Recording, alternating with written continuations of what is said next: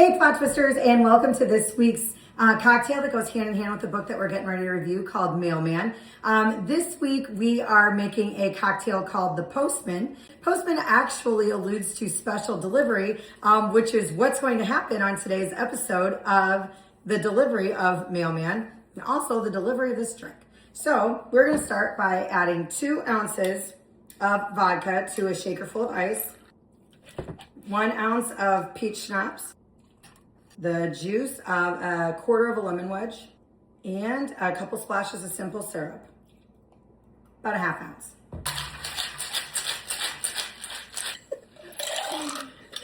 Cheers. All right, hey plot twisters, and welcome back. Hope you got a chance to make yourself a cocktail, and as promised, sitting here with my girl Jess, my letter carrier girl Jess, which is super fitting for today's book considering it's Mailman, which is actually a memoir by Stephen Starring Grant about his time as a rural mail carrier in the Appalachia, which I know that's not how we say it here. I think we're taught to say Appalachian. He says Appalachia, so we're going to call it Appalachia. So anyway, let's get right down to it. Appalachia. This book is, it's his journey, not only through life, but also through COVID. He had cancer and he got let go from his corporate job right at the beginning of COVID, and he had to readjust. And so he needed the health insurance for his cancer. He had a family, but he needed it primarily for his cancer treatments. So then it was just kind of how the post office and being a rural mail carrier kind of shaped him to who he was kind of toward the end of the book. So, okay. All right, let's get started. This is a very political book. He does get into a lot of the politics side of it, not only with the post office, but in general. Yes. So we are going to steer clear of that. So if you've read this book and you wonder why that was not touched on, that is why.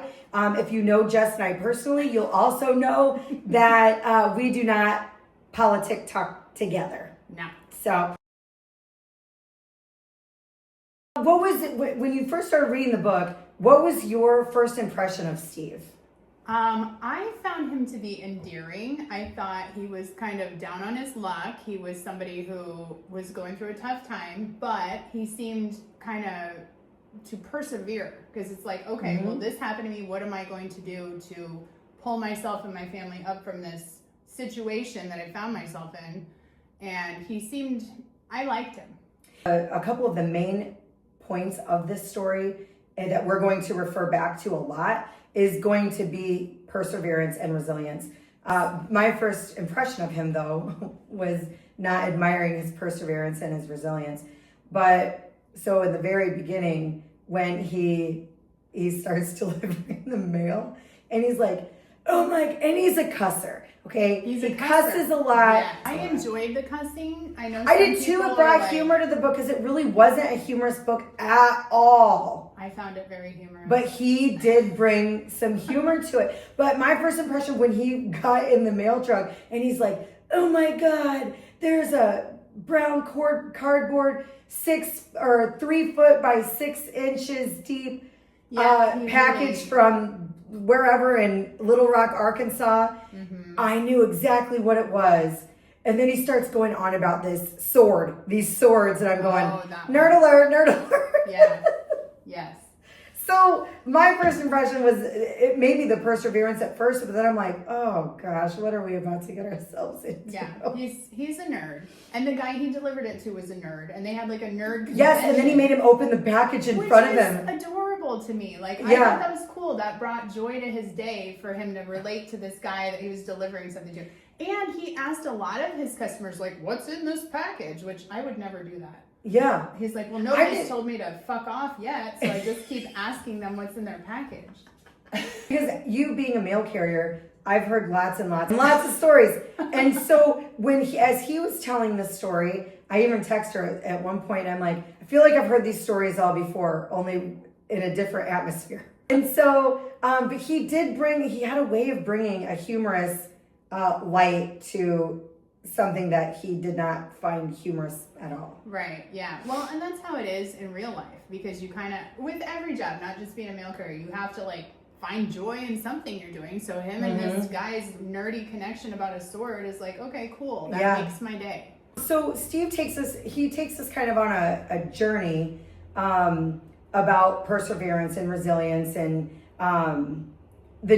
and not only that, but like the different stages of his life, the different jobs. What story did you find to be the most relatable of his life?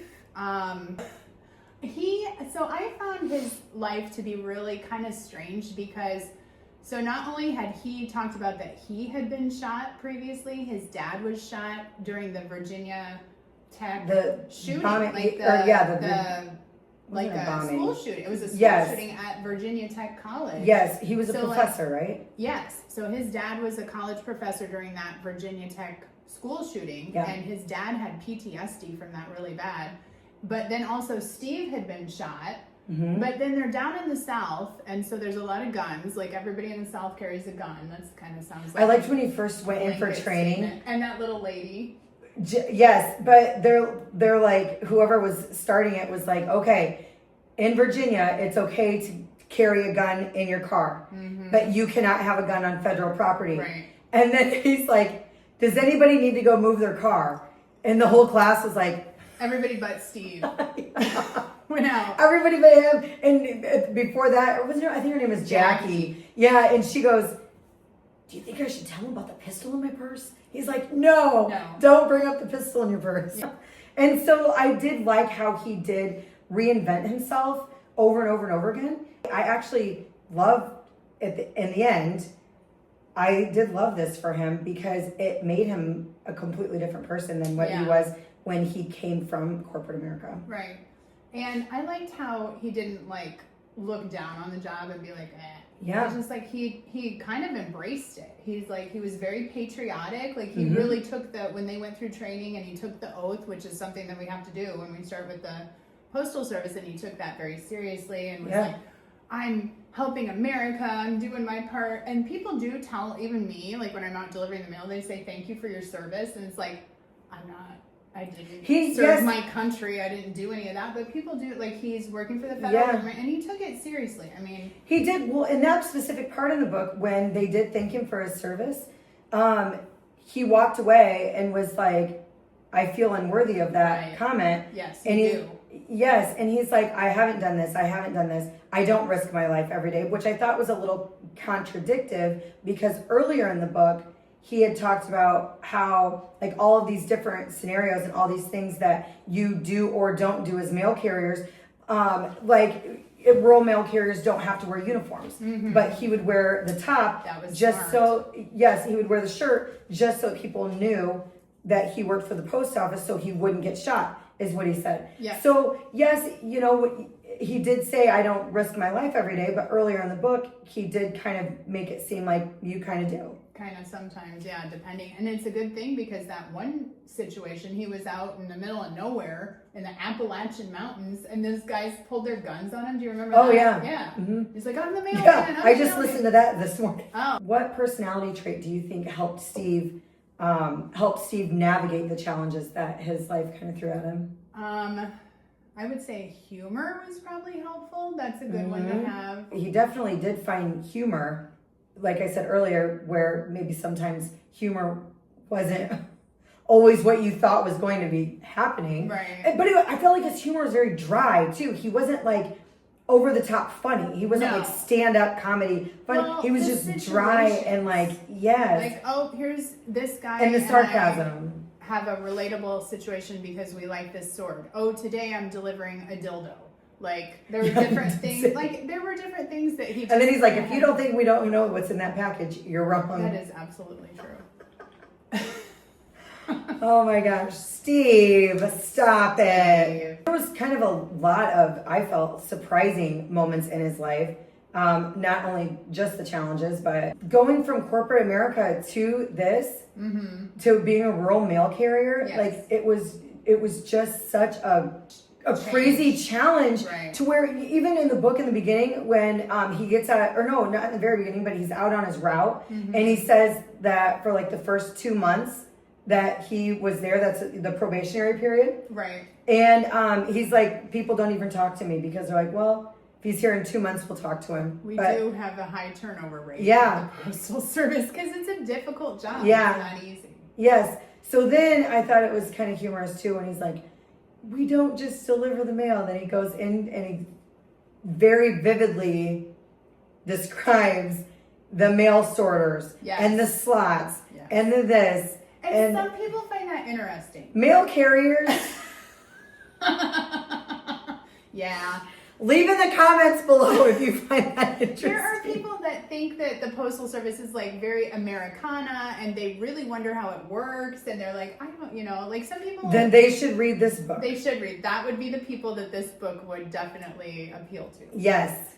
How he, went from corporate America to like a physically demanding job. Yes. And not only was it physically demanding, but I felt like he either already had a lot of this knowledge or he just learned very fast, because in this book he is very descriptive, even just about the sorters and the different slots, and like each address has their own little. Well, you do learn that in training, so. Yeah, but I mean, but even like to the trucks, which we'll get to that in a minute. Yeah. There was a really super long chapter about the logistics of the mail trucks. Yes. And why they're not trucks, but they call them trucks because it's a masculinity thing. And some people might appreciate that. Like some people might find it interesting, to know all this stuff. I mean, I already knew it. So I feel like he kind of, for you to visualize what he's talking about, I feel like maybe that's why he's like, okay, a normal person is not going to understand all of this unless I explain it this way. Maybe. I don't know. Yeah, maybe. I don't know. That's just my thoughts on what maybe he was thinking. So what was the most surprising thing that you learned about Steve's life? I was kind of shocked by the thing with the shooting, like how both him and his dad had been shot in separate incidences. Will you remind me how he was shot? He didn't really say, like, he didn't elaborate. I don't remember exactly, but it was like he was somewhere and it was just like a random weird shooting thing, like at a bar or something. Okay. I don't remember. During the story, I feel like he shared a lot about his successes and also his failures. So what lessons from his, I guess what he calls setbacks, kind of resonated with you the most? I'm gonna circle back to resilience because I feel like and I liked his setbacks in working for the Postal Service. Like that is stuff that actually happens to people. Like when he dumped all of his mail and his truck was sliding down the hill and he was about to wreck, and when he got hypothermia, and he had a lot of stuff happen to him. And he was out in the country, but all of this stuff kind of happened to him, and he was resilient. He didn't give up. He kept coming back every single day. He had a job to do, and he had a job to do because he needed money for his family. He needed insurance for his cancer, and his wife was so supportive. She was super supportive, but she was just like, okay, if you're saying this is a good idea, I think it's a good idea. And girls, we're going to let dad go on with this. Yeah. I like that he did have the ability to like keep going because I feel like we get into this groove where we think our life should be going a certain way. It should be going down a certain path. And then all of a sudden you have something stuck right in the middle of your path, and we are forced to readjust quickly and have that resilience. And if it's like a path of least resistance and we're like, oh my God, what are we going to do now? We have to have that perseverance to push through that. And I think that Steve had that, and not only did he have that, but he took his job very seriously. And he was like, yes, it's hard, but I have to do this for my family. And he quitting wasn't an option. Failing, as he calls it, was not an option. And going back to the successes and the failure, but I don't know that there is really a such thing as a failure, because as long as you learn something from that and put it into what's next, or just learn what not to do. It's really not a failure because you're going to be resilient Right. and persevere past that and learn something from it. You're learning. So I don't know that I would consider what he considers his failures. I don't know that I would have considered those failures. Yeah, and he kind of did get in a dumpy Yeah. place. Well, he kept saying, I'm 50, I'm a loser. Yeah. I'm this. Well, and imagine so he finds out he's fired in an airport. Mm-hmm. He's like, oh Yeah. shit. And then the pandemic hits and it's like, where do you get a job now? Yeah. And so I mean, at that point, and I think he had kind of moved around different jobs before all this happened a little bit. I think, remember when he was in the bathtub and the Mhm. wife had to console him because he's like, oh, I'm a loser. God love his wife. I mean, she's, God love Oh her. my gosh. Get out of the tub. I Get hope- out of the damn I tub. hope Steve doesn't watch this because we're kind of. Hey, Steve. Hey, Steve. Staying on the topic of his wife, Mm-hmm. how do you think that Steve's relationships with his family and his coworkers, and even the people as the story continued on, even the people in the community, like on his route, Mm-hmm. how do you think that everybody in his life kind of influenced his journey? So I have a lot to say about this one because he had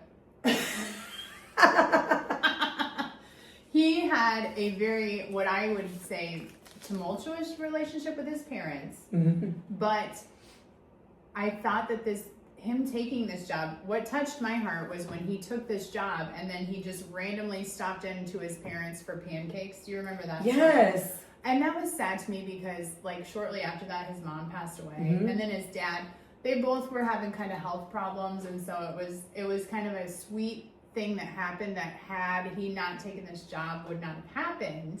So that's my thoughts on him and the parents' relationship.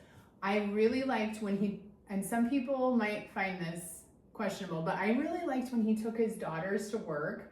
They got such a kick out of that, Yes. which is against postal policy, I will say. I was wondering. Oh, absolutely. Well, and the lady that narked him out was just a bitch. She didn't take it to management, though, right? She just thought said she did. Because that day he happened to be driving so he drove his own truck a lot of times, and then he also drove the mail truck sometimes. Oh, yes. So the day that he happened to be driving a mail truck, she's like, a real mailman. I need to tell you what your sub's been doing. And it was him. And then she narked on him about him to Yeah. him. Yeah. And he's like, And he was like, "Okay, oh, at least it didn't go to better management. stop bringing the girls to work." Yes, but that all started because it was when Amazon started having all these parcels, Oh my right? gosh, yes. And packages. Yeah. And so he, in his mind, what kind of plan can we come up with Yeah. to not only catch up, but to stay caught up? And he went and had this formula, there's Yeah. this many packages. If we do this, it'll take us 2 weeks to catch up. And then he ended up bringing his girls to work, and they were delivering the flats of the Gatorade Zeros and the waters and Well, that was COVID. We were not prepared for everyone to start. I mean, COVID Online totally shopping. changed how everything happens, and we were not prepared for that. And Yeah. so he came in right in the midst, and he kept saying, "Oh, they keep saying it's like Christmas," because it's during Christmas we get all the packages, right. but it was packages all year long, and nobody was prepared for that, and it was so overwhelming. So he's like, I'm gonna take, and he said it's him and his girls form this bond, and that's a bond that they'll have for their whole lives of when they went to work. And Well, it reminded me a little bit of when the post office does the food drive. yeah, And you take your family Yes. to work, and she puts them to work, and Yeah. but they love it. picking up cans, Picking up their not cans for the delivering food mail. drive. Yes, sorry. Don't get me fired. I know, but no, they go up and they pick up the cans for the food drive Yeah. and And bring they them get a back. kick out of it, and I think his girls got a kick out Yeah. of it, and it was something that they shared that was helpful to him. Yeah, And even oh, sorry. bonding. Yeah, so this year I was taking all the kids to school one morning, and Dawson was upset that he had baseball or he had something, and he was not going to be able to do Right. the food drive. Yeah. And he was extremely distraught Yes. about it. And you have done the food drive with me. I did. Allison helped me one year. I did. Loved every minute of it. It was fun. Yeah. We had a good time. Me and the girls, it was just the girls and I. The boys Yeah. had something else going on. And so, yes, we went and we did the food drive and it was fun. But we had Van Halen, my minivan. And customers narked her out to me too. Did they? Someone driving around in a van with their doors open. They will not. Oh my gosh. That's illegal. I know, but it was easy. It made it easy. Easier. It did. And then the girls would just like hop in, hop out, because we were going house to house. Right, picking up You bags. know, it's not like you're going down like a main street. I mean, Right. you're literally going house to house to house to house to house. Right. I feel like it was fine. So I kind of feel like sometimes those older people on your routes, they're just bored. They just need to complain about stuff. And I always tell, I do the training part for the Postal Service for the new hires, and I always tell the new hires, just assume that you're either on Ring doorbell camera or the little old ladies looking out the blinds going, oh, yes. who's that? Then they're going to know. Yes. You can't get away with anything. No, absolutely not. This story probably didn't change your perspective much about everyday, they called them everyday workers. Mm-hmm. During COVID, that's what like people who didn't get, their work didn't stop. So with that, because I feel like that when he started with the post office, it definitely changed his mind about everyday workers. Right. Because he felt that it goes back to that resilience and that perseverance. Remember when the first day they come in, when Jackie, right, was like, asked him if there was any toilet paper in the building? Oh, yeah, when she was hoarding it. Yeah, and he's like, yeah, we're at a federal building. If anyone's getting toilet paper, it's us. Yeah. So he was a little snarky in the beginning, and then by the end, he had such a good sense of the everyday workers, and then even people in his community. He had talked a couple of times about how, like the wellness checks. I know Mailman Mike has a couple of times went over to my parents and was like, Al and Chad's mailbox is pretty full. Are they okay over there? She doesn't pick up her mail. And she's the kind of person that the mail carriers maybe either hate or worry about because you gotta. He knows not to worry. We live in the neighborhood. Pick up your mail, girl. But honestly, we do. Like, we are the people. Sometimes there's customers on my route that I might be the only human being that they might encounter that whole day. I had a guy that he passed away, and it was the week that I was training, and he would greet me every day. And I feel like had I maybe not been training that week, like I would have been like, where the hell is John? Why is John not here outside to greet me? Because every single day he would greet me. And so the community, the sense of community that I feel like he got that. I feel like Steve got that. But he's like, well, that's the difference between a regular and a sub. Like, a sub doesn't give a shit if this guy's not here because he doesn't know. He doesn't know that this guy comes and greets you every day. Whereas the regular carrier, Mailman Mike's like, oh, it's just Chad and Allison. They're not dead in the house. They're just lazy. She just didn't want to drive the extra 20 feet to the mailbox. There was no package today, so Allison didn't go get her mail. It's a true story. Yeah. If you were to ask Steve one question after reading this book, what would it be? That's a hard one. I would say maybe like, do you regret leaving? Because I know that he wanted to get back to where he went, but I feel like he got such a deep connection with kind of himself. Yeah, he did. And I feel like had it paid more, and that's another thing. It talks about the pay starting out. I made more than that when I started out in 2006. So if that tells you anything about where we're at and why maybe people don't stick around, our retention rate is terrible. It's just terrible with the post office. And I feel like he could have theoretically, because he had all these good ideas. Like you were talking about, okay, well, if we do this, this, and this, we can move this many packages. And he had good ideas. But these people shot him down. Why wouldn't they say, hey, why don't you help us out? Why don't you come into management or you come into logistics or something? So I don't work there. Yeah. But it kind of sounds like, so it kind of sounds like that's not how it is. I mean, he elaborates in there and says that he went to management and when he went in that morning, they were there and he was like, oh, good. Because they started asking him questions and he had just taken a guesstimate of how many packages were there, how long it was going to take to catch up, how long it was going to take to do this. And their main concern was, you're not supposed to have access to those numbers. Yeah. Yes, you're not supposed to have that information. You're not supposed to know this or know that. And so it's almost like a pissing contest. Yes. All the time, where it's like, you're just a rural carrier. You can't know more than I. Welcome to the bureaucracy. Yes, and that's what he did make it feel like, was that you almost can't go to management. You can't. In a situation like that. No, I mean, you can't. Like, you can't. Basically, it's like, know your place. And he was still in probation at that point. And sometimes I think the managers are like, you know, they feel like you're too smart. And I was waiting I thought that we were going to circle back to that, because I think they took his spreadsheet or whatever. I was waiting for him to talk later about, like, I really thought he was going to say that manager used that as his own idea, because that sounds like something that might happen. Well, that sounds like exactly what happened. Yeah. Allison, what do you think motivated Steve to keep moving forward during difficult times?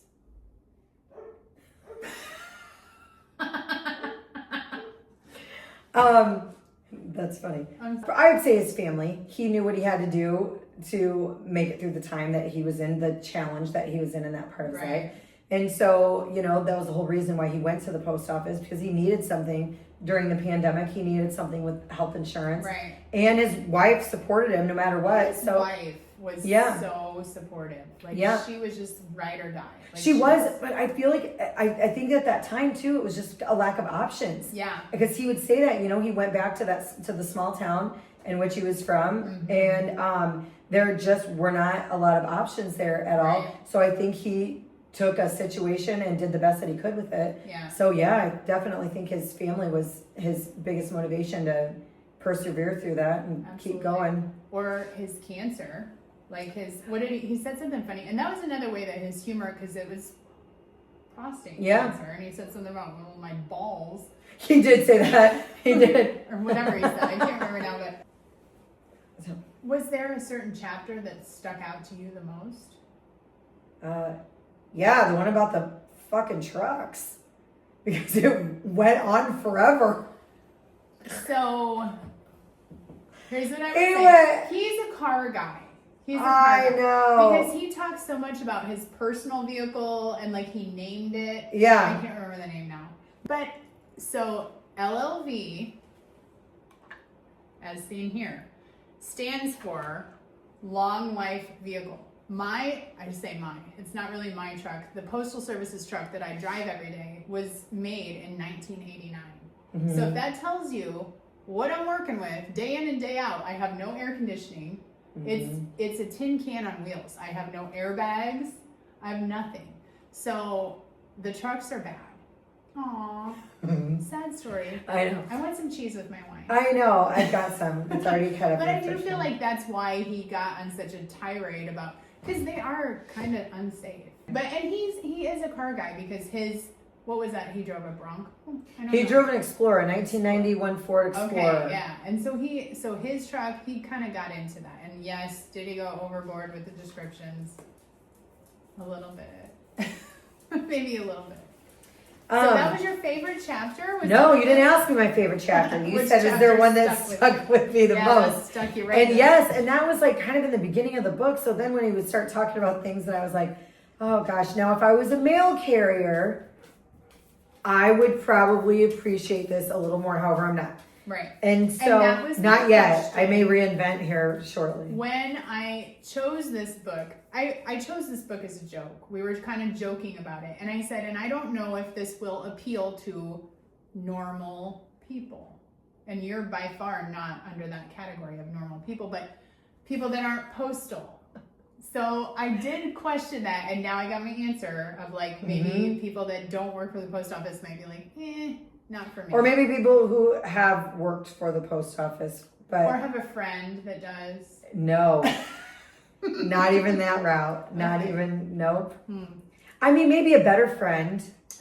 Maybe if you have a better friend, they will like it better. Oh my God. No, I mean, if you had a better friend, not me. Oh, like if you were just mad at. No, if you had a better friend than myself, then they would read it and not complain. I get it. It's not for everyone. What lessons of the book do you think are most applicable today? Like, keep going, one foot in front of the other. You're gonna have setbacks. You're gonna have days that suck, like the wasps, the hornets. Yes, that was in the beginning. That was in I the couldn't mailbox. believe, God love him. Certain things that happen to him. Those are the days that like you're just like, this day is terrible. Yeah. How do I keep going after this? You know, like the rolling down the hill and all of your mail flies everywhere and stuff like that. There's days like that for everybody, not just a mail carrier or whatever. But Right. you have days that are good and bad, and I guess just keep going is to me a good lesson from the book. Yeah, I think you're learning, like you said, you're learning from this stuff. you're learning, and I think that now it is, or maybe we're just our parents' generation saying what our parents used to say to us. Yeah. I don't know, but I think that now it's okay to like quit without trying, without giving it your all. Like, oh, they talked to me like this, or oh, they did this, or oh, like I just don't think that perseverance is Right. a detriment Right. to younger people. And they don't understand, like, why do I keep going, right? He's like, why do I keep going? Because I need the money, because I need health insurance. Because he didn't have an need option. things. Yeah. You know? And nowadays it seems like kids are like, Yeah. oh well. No, I think so too. And he never really had anything to be upset about because he had that nice house, like, up on the hill, and they had a piano, and he said, it was funny because he said his girls are artists, right? And they play the piano and they do this, and they don't understand like toughness and like, because they're kind of like that, probably the millennials that can't understand perseverance and all that. And he's trying to keep them in that bubble by doing this. You know you're considered a millennial, correct? No, I'm not. You are. No. Yeah. Well. And so what are we talking about? Gen Z, I think they're called? Yeah, you're totally a millennial. I was a zennial. Mm-mm. I don't like it. Well, anyway, so he said, I have this family of artists, and he's trying to keep them in this bubble, and he doesn't want them to realize how difficult this is. So I don't feel like he lost anything even during that time, because they did have money in savings, and you know, they had stuff to fall back on besides the job of the postal service. Am I droning on? Yep. Let me tell you about vehicles and how they're made. Right. Just when you think the book couldn't drag on anymore, the podcast does. So, I think that if Steve was trying to get a central message across in the book, I think it would be just kind of piggybacking on what you just said. It would be to persevere and to keep going. And I think what I kind of took away from it too is that he kept calling them failures.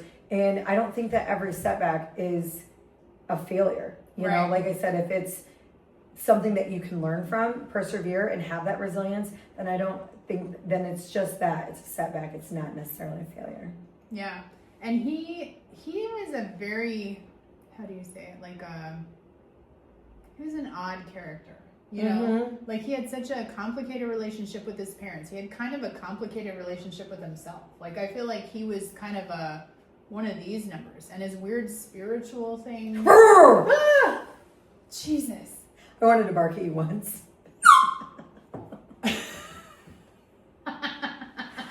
Oh my gosh. So in her training class, she has to go through this training about what to do, like in case of a dog attack. And so she's like, move your bag like this. Yeah. And so you tell the story. So I train the new hires, and I do bark at them. Yes, but you have to tell them why and when you bark at them, because it's funny. So they have to always be prepared. They should have their satchel, they should have their dog spray, and they should have their dog horn. One or the other, have something. And a lot of times they forget.